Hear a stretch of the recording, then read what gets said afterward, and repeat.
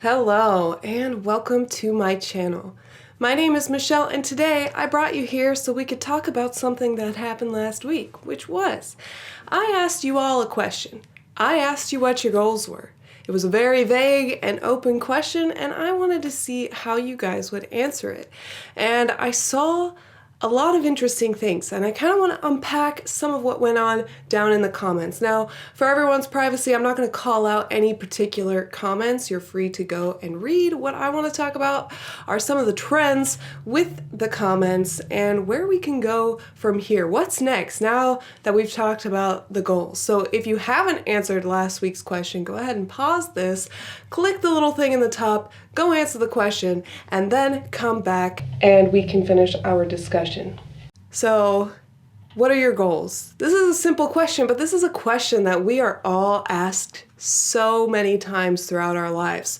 I think the first time we're asked is when we're like 4 or 5, and people are like, what do you want to be when you grow up? Like, how in the heck are you supposed to know at 5 years old what you want to do with your life? But they ask you anyway to get you thinking, to get you starting off in that direction, to figure out what you want to do with your life, how you want to set goals. So that's like the first place we learn about goals is really, really young. People are asking where we want to go with our lives. As we get older, there comes pressure with this question. We keep being asked, we maybe not know the answer, we maybe give a different answer every time. Maybe we just are lying to everyone, giving some answer that we came up with just so that we could answer that question when people asked. A very large amount of you have said that you don't really have goals, and some of you even felt embarrassed. I've talked to some of you behind the scenes via Instagram or email. A lot of you guys said the same thing. You feel embarrassed by your goals, or you just don't have any. And there's a stigma, isn't there, around that question, around asking that question. And yet it's one of the most important things for us to think about. But when this stigma is here in the way, it makes it really hard to want to think about that because there's this pressure around a question that should be a natural curiosity. It should be our natural curiosity to figure out what's next, what we're going to do next. That's part of the freedom, right, is being able to choose what's next, even if you want to choose to do the same thing again because you know that it'll do what you want it to do. That's okay. It can be that your goal is to maintain the life that you already have, or to just be better at being yourself, or whatever your goal is. It doesn't have to be high and lofty. It doesn't have to be this huge, impactful thing. It can be whatever works for you. But the thing is, it is important to figure out what you want. Ultimately, what is your goal is really diluted down into what do you want? That's ultimately what the question is asking, and if you know what you want, then you can go for it. And if you don't know what you want and you wait it up to chance, you may never notice the opportunity when it's right in front of your face. Knowing what you want is such a vital part of having personal freedom, if you want to call it that. I mean, we could get into the debate on whether or not we have personal freedom, but for the sake of this argument, let's just go with we do.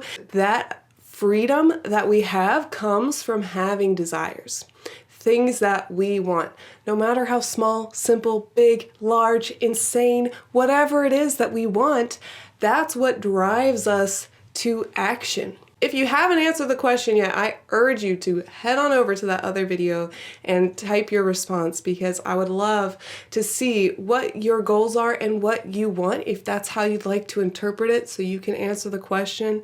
And if you want to keep it to yourself, that's definitely okay. You do not have to share anything you are not comfortable with. But this week, I'm going to ask you a follow-up question to last week's question, which is why you kind of have to have an answer for last week's in order to do this. But I mean, you could still probably answer this question even if you just thought about just now what you want.